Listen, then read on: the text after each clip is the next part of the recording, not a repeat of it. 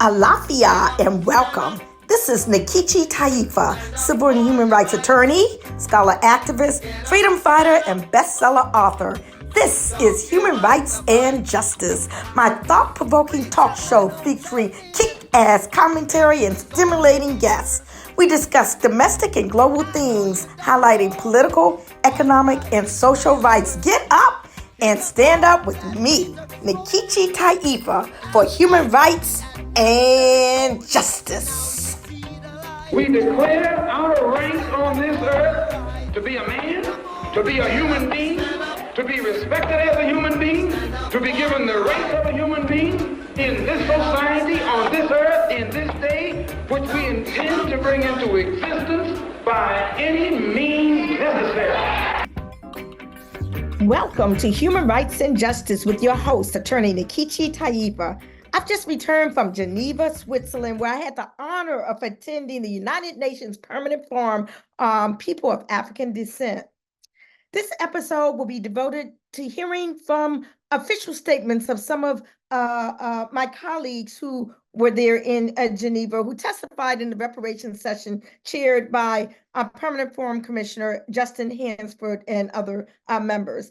The testimonies will begin with my own, Nkechi Taifa, followed by Lisa Holder, Angelique Walker-Smith, Enith Williams, Britta Redwood, Kamm Howard, Iva Carruthers, Siphiwe Baleka, Efia Nwanganza, Beryl Biekman, Ekemini Uwan, Delois Blakely, Akilah Mukarran, Tomiko Shine, Robin Rue, Kwame Kalimara, Stephen Goldring, Kobi Little, Cheryl Grills. Next week, Human Rights and Justice will share commentary from the official members of the Permanent Forum on People of African Descent.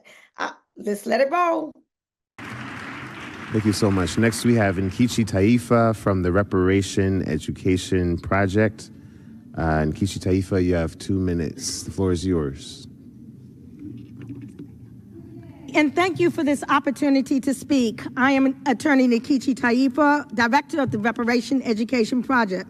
It is critical as we embark on a second decade for people of African descent that descendants of Africans enslaved in the Western Hemisphere advance new definitions and that the international community adopt them. For example, the transatlantic slave trade was not a trade, but a war characterized by the kidnapping and illicit transfer of African prisoners of war in genocidal death ships, intended to be separated forever from their families, cultures, languages, and homeland. Another example, the concept of victims expressed by the United Nations in 2005 is limited. Victim, as described as persons who individually or collectively suffered harm, including their immediate family or dependents of the direct victim.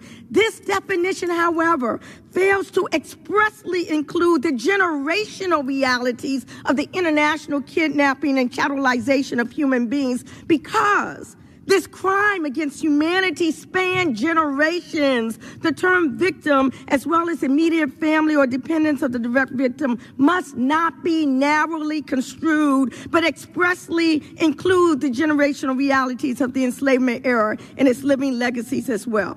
There are others, but in some, when international standards are drafted, there must be representation of all segments of injured parties to ensure the most appropriate and inclusive definitions. Otherwise, diasporic Africans are limited to forever pigeonholing our claims to standards advanced by others whose experiences may differ from our own. In closing, it is indeed exciting to be engaged in history in the making. We are one people united by a shared history of resilience and resistance. It is our collective duty to ensure that all our voices are heard. In the words of Malcolm X, in this day, at this time, which we intend to bring into existence by any means necessary. Thank you. Right, thank you. Thank you. Next, we have Miss Lisa Holder from the Equal Justice Society. Miss Lisa Holder, you have the floor for 2 minutes. Bonjour. It is an honor to be in community with brothers and sisters across the globe addressing this august body. I am Lisa Holder, a California-based civil rights lawyer, a commissioner on the California Reparations Task Force, the president of the Equal Justice Society, and I am the co-lead convener of the Alliance for Reparations, Reconciliation, and Truth, ART, a multiracial coalition of over 30 civil society groups advancing California reparations. My goal is to give you a thumbnail sketch of the landscape of reparations in the United States and to recommend immediate action items that this forum can undertake to help us sustain our momentum. Anti-Black racism in the U.S. is institutional and systemic, and its eradication requires systemic fixes at the level of the Great Society programs undertaken to end the Great Depression in the 1930s. California was the first U.S. state to convene a reparations task force.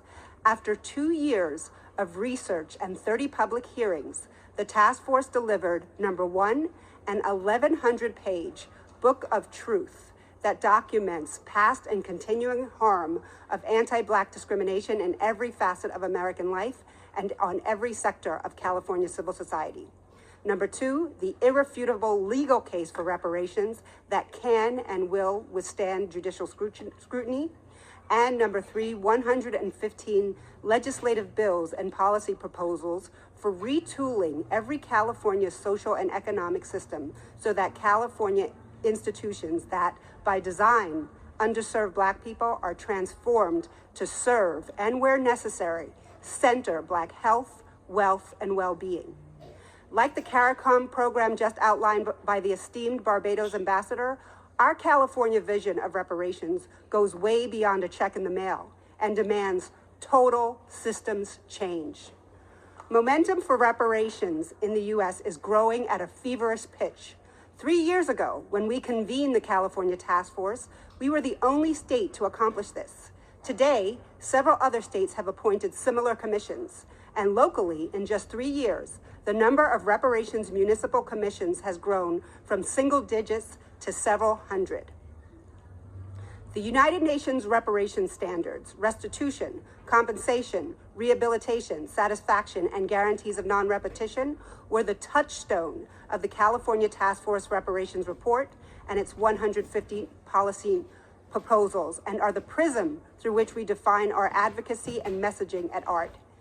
International human rights norms have a direct influence on the American legal system, and high courts in the U.S. invoke the evolving standards of decency articulated in United Nations discourse.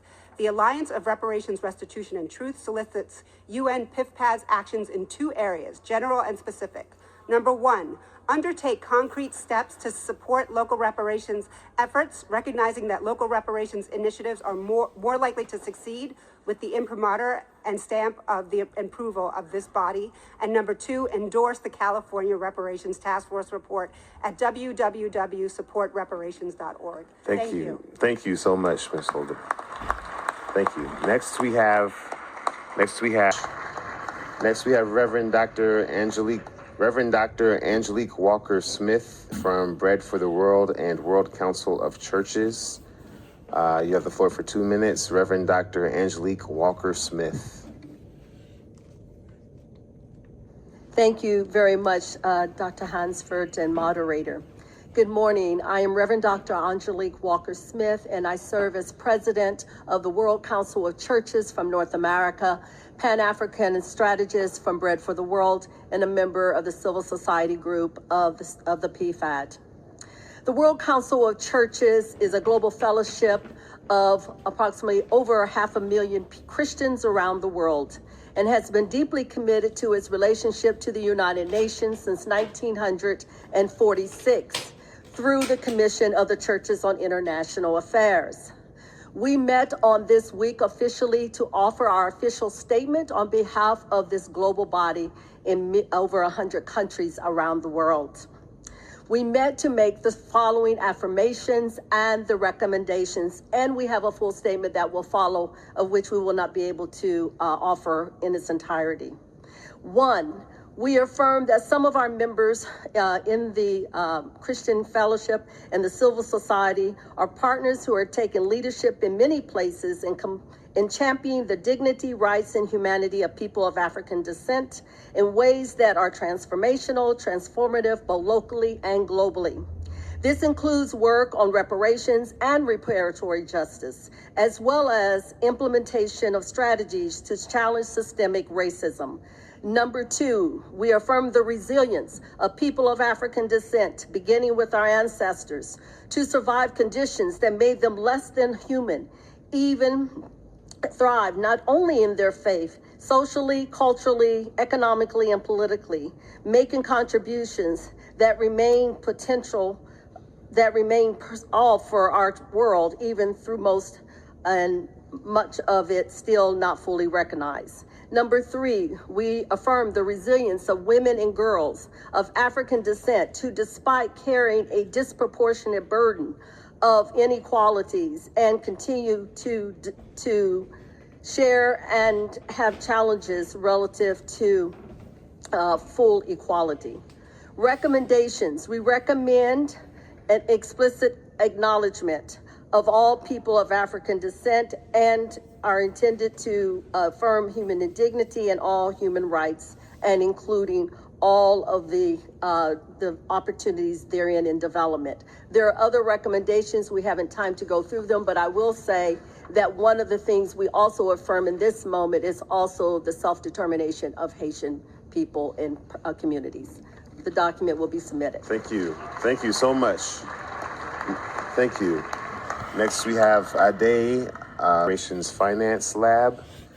Enith Williams from the Reparations Finance Lab. The floor is yours for 2 minutes. Good morning. Thank you, Chairman. Let me just give congratulations to Ambassador Sooner for her new position. Congratulations. My name is Annette Williams. I am from the Reparations Finance Lab, a nonprofit that seeks to engage the private capital markets in reparations. I am joined by my colleague, Britta Redwood, in an attempt to hack the system. We're going to do this in two minutes. In consideration of the intersection of finance and law, we organized a side event that was titled Confronting the Poverty of the International Order, Sovereign Debt, Investment Law, and Paths Towards Justice. We think that the discussions, and in particular, the recommendations around reform that we have heard echoed today around reforming the economic system, and how central that is, that we wanted to make sure that the recommendations are noted. I will turn it over to Britta. Thank you, Mr. Hansford and esteemed colleagues. Societies that have been forged in the shadow and legacy of slavery and colonialism are especially marked by deep inequalities. Bretton Woods institutions like the IMF and the World Bank have until now been ineffective in genuinely confronting these inequalities. Our recommendations are as follows. First, in considering eligibility for sovereign debt relief, something that CARICOM countries have identified as a modality for reparations, the IMF and the World Bank must keep history and justice in mind. Debt relief must not be considered and administered on a one-time basis. It must be structural and ongoing, because slavery and colonialism were structured and endured for centuries. Second, countries affected by slavery and colonialism have been denied monetary sovereignty. The IMF should reconsider Keynes's proposal of creating multilateral reserve currency and should be empowered to control the supply of such a currency. Third, the international investment law regime has elevated the power of corporations and allowed private property rights to triumph over the social and political rights of people, as well as environmental protections.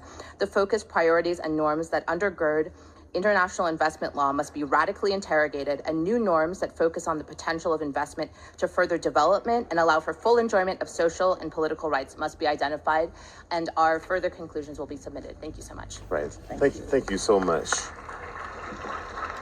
Thank you so much. Next we have Kamm Howard from Reparations United. Kamm Howard, you have the floor for 2 minutes. Thank you, moderator. In support of the petition seeking the adoption of the reparations presentment as an international instrument in furtherance of reparatory justice, offer these comments. In our quest for repair, primary attention is given to state actors who were directly involved in the transatlantic chattelization wars on Africa. However, nation states were not the only actors in these wars, trade, and chattelization of African bodies. Charters, legal instruments that establish the formation, life, rights, duties, liberties, and powers of public and private bodies, gave license to non-governmental actors to engage in the chattelization crimes. We must also target these non-governmental complicit actors in our reparatory justice claims. The reparations presentment is one method and tool of addressing these criminals. The reparations presentment is a formal statement of crimes and offenses committed by a non-governmental party or its predecessor entity in the war, trade, and/or chattelization of Africans. It lays out the debt owed to the heirs and descendant victims of those crimes and offenses. It gives the right to the heirs and descendants to bring forth claims and receive payment on behalf of their ancestors from whom they have inherited the continued impact of those crimes and offenses. Currently, no global claim instrument exists that can initiate an internationally recognized process for which crimes and debt determination can be assessed and redress negotiation for centuries of crimes can rest. With the recognition, endorsement, adoption, and certification of the reparations presentment by the Permanent Forum, we will have such an instrument that all Africans can use globally. As such, I urge the Permanent Forum to give full and immediate attention to our petition. Thank you. Thank you so much, Dr. Iva E. Carruthers from the Samuel DeWitt Proctor Conference. Dr. Carruthers, you have 2 minutes. I am privileged to serve as the General Secretary of the Samuel DeWitt Proctor Conference in Ecumenical and Global Justice and Faith Policy, an organizing NGO based in the United States. I am also founding director of the Center for Reparatory Justice, Transformation, and Remediation at McCormick Theological Seminary. I would like to say that I am reflecting on my presence in Durban, and though we have not heard from the official representative from the United States, the record should note that they were present. We note that as we entered into 2024, the COVID pandemic has been a wealth creator for the wealthiest. 17 of the top 25 most profitable U.S. corporations made in excess of $85 billion more profit in 2020 compared to prior years. We cannot underestimate the extent to which those interests are funding organizing efforts against us. And so we specifically recommend 4 key ethical and consequential issues be prioritized in our forthcoming agenda. They are 1, environmental and climate justice, understanding that the global push and pull of environmental and climate change only weaken the human infrastructures necessary for just and sustainable systems. 2, emergency preparedness, creating a baseline degree of readiness and pre-planning as ecosystems of crisis response to ensure the protection of our people. Number 3, computer technology and the metaverse, including AI knowledge creation. We must prioritize innovative ways for us to become knowledge creators and producers and not just consumers. And 4th, the management of racial data, including genomic data, which is an agenda item we must include in this round of work. The pandemic foreshadowed the importance of individual and aggregate data related to the human genomic footprint. Issues of privacy and one's genetic footprint can be violated if there is not shared agreement around data collection. We are diligently working with others to advocate for NFIA, the new international financial and economic architecture. Thank you, Dr. Carruthers. We appreciate your contributions. Next we have... I give the floor to Siphiwe Baleka, Balanta Burasa History and Genealogy Society in America. Members of the forum, great delegates. My name is Siphiwe Baleka, and I'm speaking in my capacity as the Minister of Foreign Affairs for the Provisional Government of the Republic of New Africa. Malcolm X tried to bring the Afro-descendant and New African self-determination and reparations claims before the World Court, and he was assassinated. Before him, Marcus Garvey and W.E.B. Du Bois tried to bring our claims to the League of Nations and were denied. Since then, Afro-descendant people still living under alien domination have been blocked from bringing our claims before the International Court of Justice.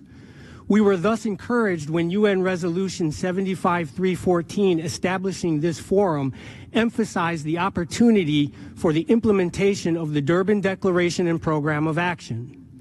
The DDPA Section 104 calls for providing access to justice and legal assistance, and the forum's mandate explicitly authorizes the forum to, quote, request the preparation and dissemination of information by the United Nations system on issues relating to people of African descent. Isn't the ICJ part of the UN system? But the forum has not used its mandate to take the bold and courageous step of requesting an advisory opinion from the ICJ, even though such a request was drafted and submitted with the exact legal questions to be answered at the second session of the forum, and the forum president stated she would sign it. The essential issue is this. Millions of Afro-descendant people are still living under alien domination. Yet until now, we have not had access to the highest court on planet Earth. If the ICJ can hear the case of genocide committed against the people living in Gaza, why can't the ICJ issue an advisory opinion on behalf of the victims of the Maangamizi, chattel enslavement, ethnocide, colonialism, and its continuing harms? Are we still considered less than other people? Is it the case that only some people have access to the World Court while others don't? We need the forum to have courage and take bold action now. The forum must assert the people's understanding of its mandate and become activists, not just a reporting mechanism to the UN Human Rights Commission.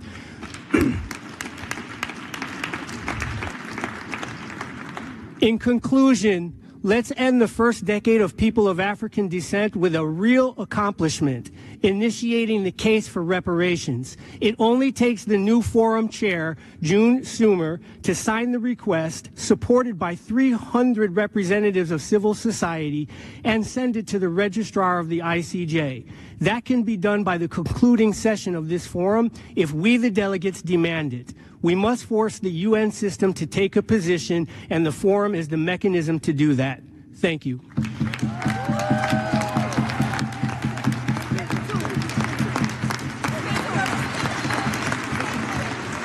I thank you. I now give the floor to Efia Nwanganza, Aging People in Prison Human Rights Campaign, Malcolm X Center for Self-Determination.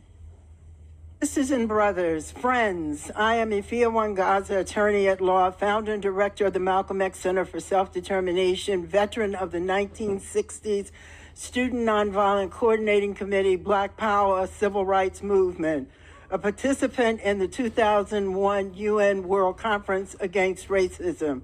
While I am pleased to hear the repeated references to the Durban Declaration and Program of Action, the DDPA, I am more concerned that the DDPA is fully and completely preserved, promoted, and implemented, particularly that its working group is fully funded and functioning. The Durban Declaration and Program of Action is our freedom charter, written by us with others for us. It is the most recent expression of self-determination of African and other formerly colonized and enslaved peoples. We must not allow the colonizers to seduce us or to confuse our most uninformed and vulnerable into servitude with fancy talk of Marcus Garvey, Malcolm X, Martin Luther King, and others. It is offensive and a major contradiction that this body puts on the podium an honored position two of the DDPA's greatest opponents, both colonizers and genocidal arms dealers, the United States and Canada, neither of which meaningfully commemorated the decade of people of African descent. Still worse, like puppeteers, they control the question of reparations in their blood-stained hands by advancing their ambitious puppets. It is an insult to our intelligence and the dignity of our people, African descent worldwide, but more, it guarantees us less than the full and complete reparations to which we are entitled. By what authority do their Asians speak for us. In the USA, we have demanded and organized for reparations since 1865. Despite DDPA references, does this body fancy itself above the DDPA, its working group, or other long-standing race-related mechanisms? We will not allow the global north, NATO, and its minions to degrade the importance of the DDPA by attempting to distract us with its boondoggles and shiny objects called Sustainable Development Goals, Agenda 2030, and so-called Africa Leadership Goals, or AFRICOM. Do not be fooled. None of these have anything to do with liberating people of African descent, but everything to do with re-enslaving us. We must inform ourselves of and be guided by our knowledge and experience with the colonizers and the enslavers. They're minions, all skinfolk and kinfolk, and the genocide they continue to rain on humanity and the planet. We must, in this body and in all mechanisms, put and keep all power in the hands of the masses of the people, not our former enslavers and whatever person they send to us. The call is still Black power, Black power, Black power, all power to the people. Thank you.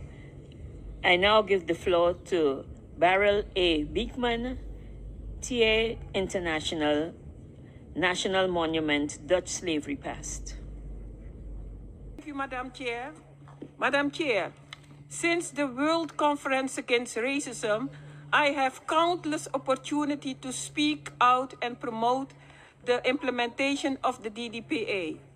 22, 18, 17, 16 years ago, and every year amongst the elsewhere in this house, I had expressed fear that my children and children's children will not different even when I'm no longer here, when I have joined the ancestors. For me personally, it was one of the biblical moments in my life that I was part of the adoption 23 years ago of the DDPA. In Durban, South Africa, in a spirit of solidarity and which gave voice to and protected the rights of all victims of racism, racial discrimination, xenophobia, and forms of multiple racism against African people, Afrophobia. People of African descent, no doubt, treasure the DDPA most as our ideal was recognized as the first victims group, and the transatlantic slave trade and slavery was recognized as a crime against humanity. A people's document based on a thorough preparatory process and broad participation in the preparatory committee meetings and special caucuses. This is to emphasize truth has the inherent power to produce the promised effect. This is to emphasize that we can only be successful in the fight against racism, against all forms of multiple racism, if we do want to have do what we have promised decades ago, defending and promoting the fully implementation of the DDPA, which is the strongest universal document of the United Nations programs to realize the rights of all victims of racism, including Afrophobia, racial discrimination, and reparatory, restorative, and climate justice. As I stated in September 2021, during the high-level commemoration of the DDPA, the structurally persistent negative campaign to defame and undermine the DDPA is unacceptable. We now have the opportunity to put our house in order and to make it clear to our opponents that it must stop with the structural undermining of the DDPA. That is a blow in the face of all those who campaigned for the holding of the Third World Conference Against Racism by ensuring the adoption of the Durban Declaration and Program of Action through a broad-based democratic process. The undermining must stop. Without the DDPA, we would not have been as close as we are today in having a global platform positioned to recognize the unfulfilled right of Africans and people of African descent. During this third session, We must come out with a crystal clear statement that the time is now, is today, to say no to the denial of the DDPA in the name of people of African descent, and that we shall not settle down for anything less than our birthright, collective right, and our human right. We cannot longer be silent about the undermining of the and defamation of the DDPA that has taken place during the past 23 years and now escalated to the extreme. Yes, to the extreme, because even in the Netherlands, where the king apologized, and the vice minister has apologized, they didn't refer to the Durban Declaration and Program of Action, but they used the Crime Against Humanity article. So it must stop. To start with the second decade. Thank you.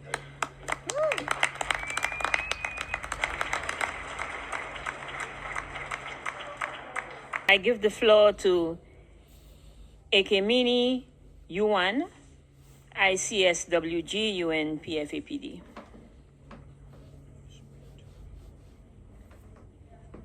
Good afternoon. My name is Ekemini Uwan.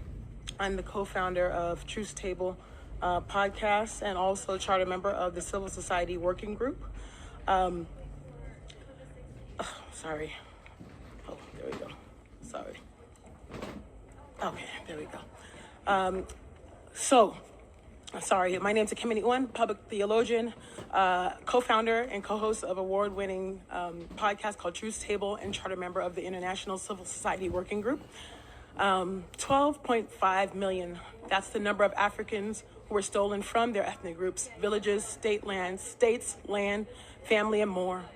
1.8 million, the number of enslaved Africans that perished in the Middle Passage due to starvation and disease. 10.7 million, the number of enslaved Africans who disembarked those ships of terror in the Caribbean, South America, and North America, only to be greeted by the reprehensible and brutal institution that is chattel slavery, a fate none could have ever imagined. 350 million, that's the number of African descendants around the world. 440 million, that's the number of West Africans out of the 1.5 billion Africans on the continent, where the legacy of slavery and colonialism continues to stalk us individually and collectively. Reflecting on the history of the transatlantic slave trade, Placide Ogudete said this. He is one of the 440 million West Africans. Our anger at the families who sold our ancestors will never go away until the end of the world. There are multiple sites of harm that reverberate in the past and present. Multiple harmed parties, Africans and African descendants. Although I support a multi-pronged approach to reparations on the municipal, state, and federal levels and applaud the achievements of the reparations movements in our lifetime, we must never forget that the quest for reparations is fundamentally a pan-African endeavor. The local reparatory justice wins must also serve the goal of long overdue global reparations for Africans and African descendants. We must keep our eyes on the prize. I hear Kwame Nkrumah's voice exclaiming, Africans must unite. In that spirit, and as an African woman, I join my voice with my African, Caribbean, and hopefully African-American siblings who are united in their call for an international UN tribunal for reparations. Therefore, I strongly recommend an international UN tribunal for global reparations for Africans and African descendants on the continent and in the diaspora. Thank you, and I yield. Thank you. I give the floor respectfully to Queen Mother, Dr. Delois Blakely.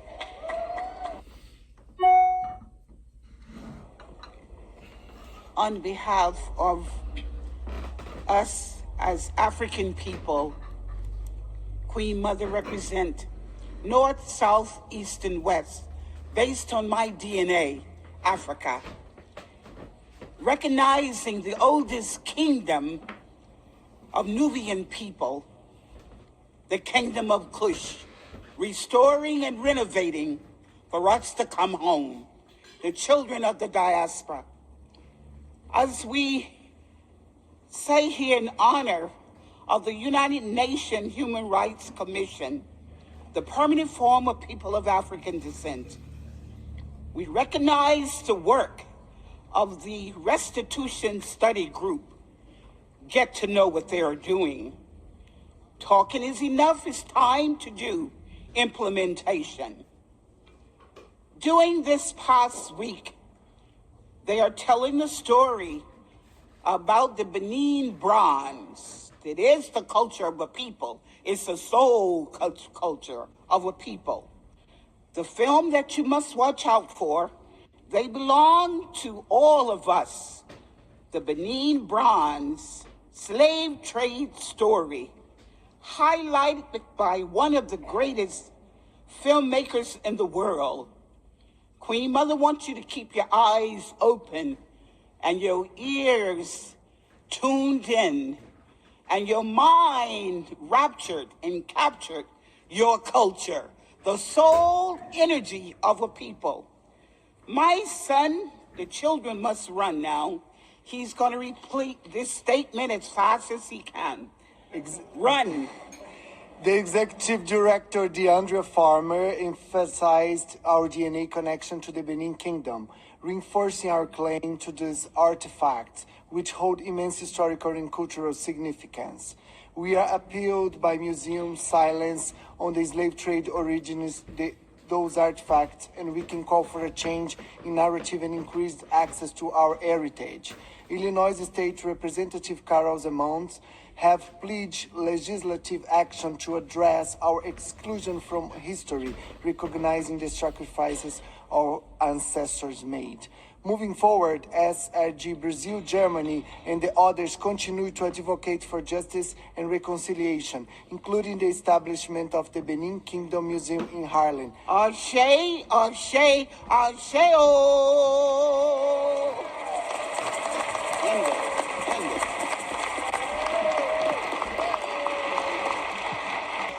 I thank you for those remarks. I give the floor to Dr. Glennie King. I'm here. Can you hear me? Can you hear me? Thank you, Mr. Moderator. I'm Dr. Glennie King, also known as Dr. Akilah Mukarran, President of the AfroDescendant Nation. Over the past 469 years, Afro-descendants' identity in the United States has changed from nigger, Negro, colored, Afro-American, Black, and African-American. We, the Afro-Descendant Nation, urge the distinguished officers of the PFPAD to accept and recommend to the United Nations that they accept and mandate that the member states notify every citizen in their countries that we are Afro-descendants with the following specific definition. The term Afro-descendants refers to descendants of peoples who were forcibly dispossessed of their homeland, Africa, were transported to the Americas and slavery diaspora for the purpose of enslavement, were subjected to slavery, were subjected to forced mixed breeding and rape, have experienced through force the loss of mother tongue, culture, and religion, and or have experienced racial discrimination due to lost ties or partially lost ties from their original identity. Afro-descendant with this specific definition is our great unifier. It transcends race and provides an elevation to lineage and heritage. We are a diverse people with different ideologies, religions, and beliefs. We have become a new people from our experiences that lingered from our foreparents suffering through slavery. We also urge this forum to recommend to the United Nations that the Afro-Descendant Nation receive the 194th seat in the United Nations as part of their equity initiative so that our voices can be heard and we will not be overlooked. No one else is speaking on the Afro-descendants' behalf. Consider taking a look at the Jewish materials claims against Germany as a framework or guide that we can use and modify as Afro-descendants to secure reparations and reparatory justice from our oppressors, and dedicate a specific forum or bold agenda item for Afro-descendants at the second International Decade of the Permanent Forum on People of African Descent. Thank you very much. I thank you for those remarks. I give the floor to Jessica Da Silva. Thank you. I pass the floor to Tomiko Shine. Tomiko. Peace and blessings. My name is Tomiko Shine. I'm a cultural anthropologist. I'm the founding director of Aging People in Prison Human Rights Campaign, principal organizer of Solitude All Women's Delegation. Trust me, you can't change anything without causing some degree of disruption. It's impossible. That's exactly what change is. Some people are uncomfortable with the disruption that change causes, but disruption is necessary if anything is going to change. This is speaking by Afeni Shakur, who died in 2016. She served 2 years in prison. At that time when she was arrested, Tupac Shakur was in her belly. He served 9 months in prison. He died in 1996. His stepfather, Dr. Mutulu Shakur, served 35 years in prison. He died in 2023. Today I deliver this in the ancestors' name of the Shakur family, all decimated by white supremacy, racism, mass incarceration, and systems of oppressions. And yet, they were disruptors. And so today, those that sit around me, the children of Mother Africa, this will be our challenge. Can we become disruptors enough to bring back our liberation, to give us self-determination? And so I go ahead and I deliver our expectations, our recommendations, and our demands. We want the United Nations to appoint a special rapporteur on Black women of African descent. We want a special rapporteur appointed on Black African descent of maternal health. We want the United Nations to create a United Nations permanent forum on Black African descent on maternal health, a United Nations permanent forum on Black women, and a United Nations permanent forum on Haiti. It will no longer be accepted how the Haitians continue to live in such deplorable, dehumanized conditions. They owe the West nothing, and yet the West owes them everything. They owe the West nothing, and yet the West owes them everything. Our instructions for the UN Permanent Forum members, you are to issue a press conference, a statement condemning the U.S. mass incarceration as genocide. Mass incarceration to people of African descent in the U.S. is genocide. We cannot reproduce. This comes out of slavery, 13th Amendment. These are the children of Mother Africa that are incarcerated, and we will not tolerate this anymore. My final recommendation, UN Permanent Forum, you will issue a statement, a conference, and you will demand for the release of Iman Jamil Alami, a.k.a. H-Rap Brown, immediately to be released and returned to his people. I deliver this statement in the name of the Shakur family. Peace and blessings. Thank you.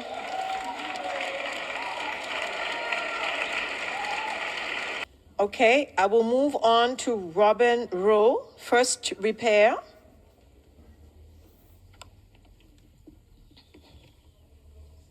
I'm here.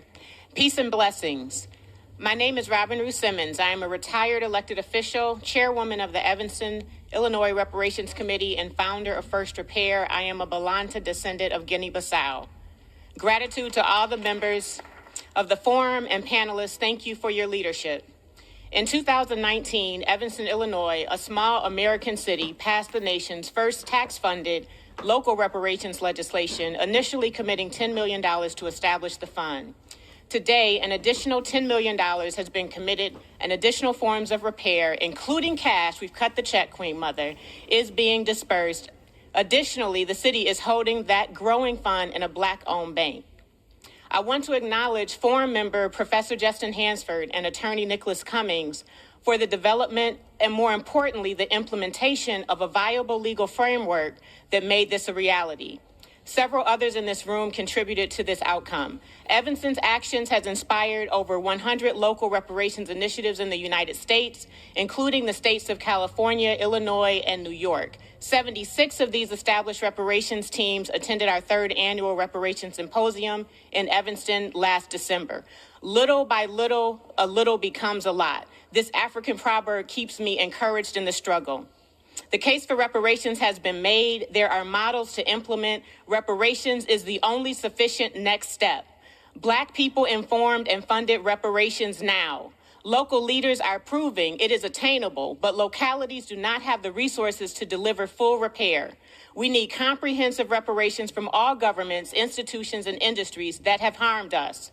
I urge this esteemed forum to consider the following 3 actions for immediate implementation: the creation of a reparations directory and guidebook for local leaders across the diaspora to implement reparation initiatives in their localities; the establishment of an International Reparations Commission and Fund for People of African Descent, and an efficient process to receive letters of support from the Permanent Forum that support forthcoming reparations initiatives. We have moved reparations beyond fringe, and we will make it common sense and commonplace policy and eventually achieve our North Star, justice and reparations for our global African family, which includes an executive. Thank you.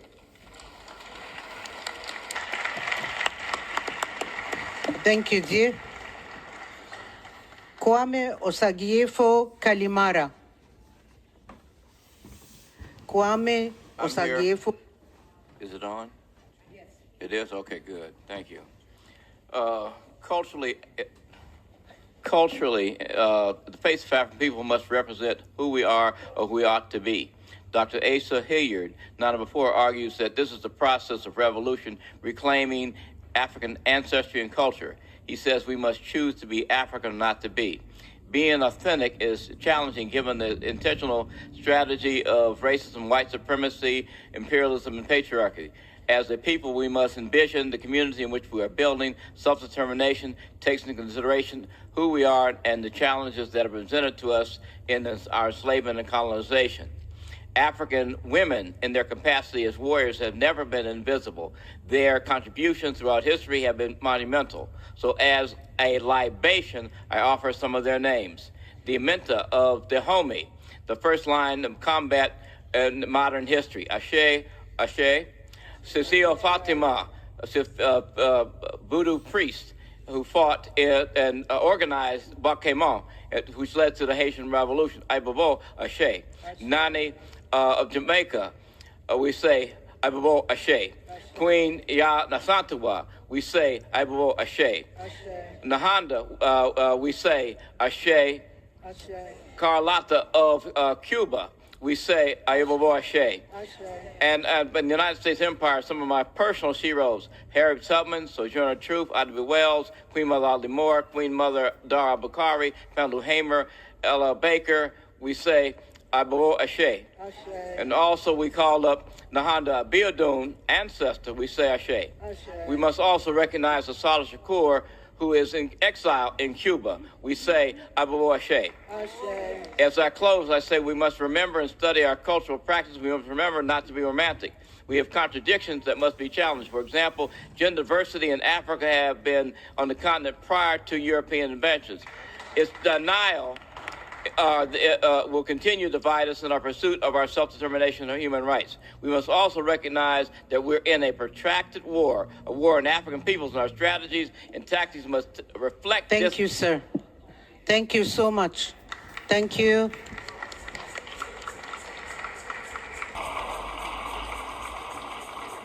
Stephen Golding. Madam Chair, the Universal Negro Improvement Association, which I represent, was founded by the Right Excellent Marcus Garvey in 1914 to advocate for the rights of Africans at home and abroad. We were the first organization to petition the League of Nations for the recognition, justice, and development of African people. In the aftermath of World War I, we proposed that the African colonies relinquished by Germany be used to make reparations and facilitate repatriation. Our calls were met with silence. In 1920, we drafted the Declaration of Rights of the Negro Peoples of the World and presented it to the League in 1922. But once again, they turned a deaf ear. Marcus Garvey himself came to this city, Geneva, in 1928 and 1931, but did not get justice. We view the creation of this forum as the culmination of a century's struggle. The first international decade commenced in the same year as the UNIA centenary. Significantly, the International Day for People of African Descent represents the realization of Article 53 of our 1920 Declaration. The global solidarity witnessed after George Floyd's martyrdom was symbolized by our red, black, and green flag declared in Article 39, and it reignited a worldwide call to justice, out of which this permanent forum was born. As we look forward to observing a second international decade for people of African descent, let us acknowledge the profound debt owed to Haiti and mobilize all our resources to support them in their time of need. The 21st century has seen strides towards reparations and repatriation, but we must now confront restrictive racist visa policies that contravene the rights of Africans to travel unmolested throughout the world as declared in Article 35. This is a call to action and unity that I bring before you today. It is a fulfillment of Garvey's own prophetic words that the world shall hear from my principles even 100 years hence. Let us pledge to complete the mission he embarked upon over a century ago. Next year, the African Union will unveil a bronze bust of Garvey in Ethiopia. We now ask this forum to advocate for the same recognition of him here at the UN headquarters in Geneva, where he visited twice. It is time to honor a man whose ideas were ahead of his time, but Thank you. Thank you so much. Thank you.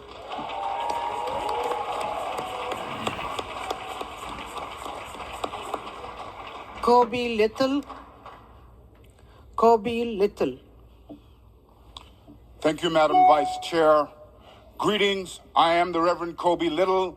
I am Dean of Justice Chapel and President of the Maryland NAACP.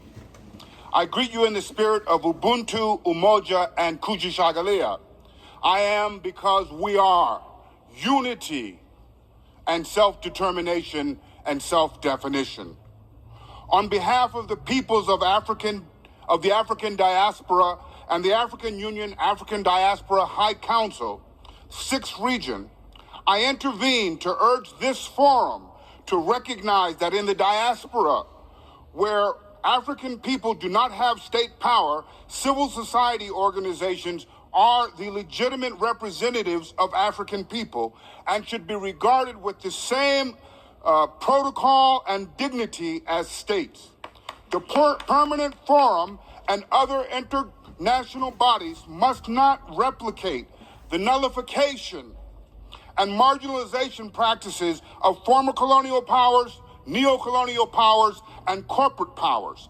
As African people, we must engage each other, recognizing that I am because we are.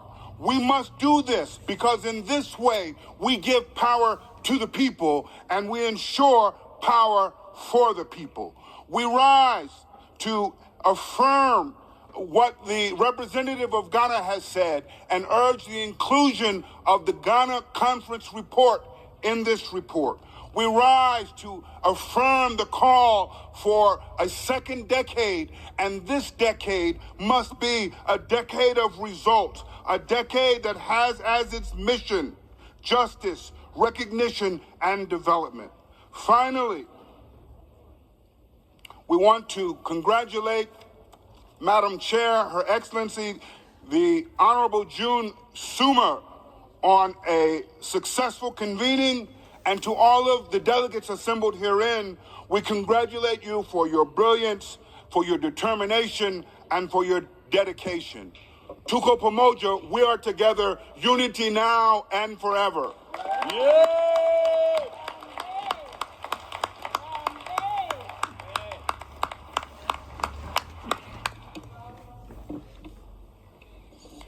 Paula Cabezas Castillo. Paula Cabezas Castillo. I'm Dr. Cheryl Grills, a clinical psychologist and academic. I speak now as a member of the Governing Council of the Global Pan-African Movement with its permanent secretariat in Kampala, Uganda. Reparations must be understood as both outcomes and processes, but considerable attention has been given to outcomes, such as money paid, laws reformed, policy change. International legal standards recognize victim participation, but there are few international or case-specific recommendations on how to do this. The UN's basic principles and guidelines adopt an outcome-focused approach, with the only reference to process in the preamble, referring to the ICC's mandate for participation, which offers no methods for doing so. To make our people whole again, we urge the Permanent Forum to, 1, create standards and measures of accountability that ensure meaningful participation, including calls for reparations initiated by a nation state on behalf of its citizens. 2, develop practice standards that ensure participation is not left to the discretion of the reparatory body. 3, design a framework for the evaluation of process and its quality. 4, create a comprehensive encyclopedia of crimes against African humanity, detailing nation-specific and global harms. First, for the benefit of our people, and second, to establish the factual evidence for any type of tribunal. 5, develop mechanisms that require reparations be conceived, devised, and aligned and implemented with the African Union Agenda 2063. 6, implore the African Union to be clear and consistent about who constitutes the AU-designated 6th region, which is the African diaspora, the descendants of enslavement residing around the world. And finally, 7, the best way to psychically kill a people is to dehumanize them and make them heathen, ape, savage, and other caricatures. Center comprehensive healing initiatives that address multi-generational psychological and emotional harms through the prism of African and African psychology, not Eurocentric or white psychology.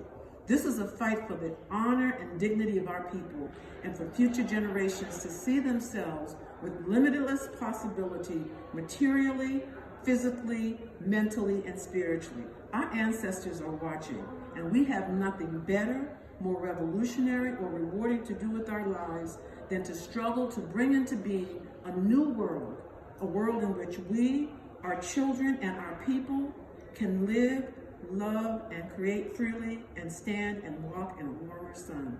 Thank you. This has been episode 82 of Human Rights and Justice. Thank you for listening live, WPFW, or if it's archives. Thank you to our engineer. And you can view this broadcast on the Nkechi Taifa YouTube page, as well as on podcasts on Spotify. With that, get up and stand up for what? Human rights and justice. Get up, stand up, keep us traveling on. Don't give up the fight. Yeah, we're sick and tired of your ism.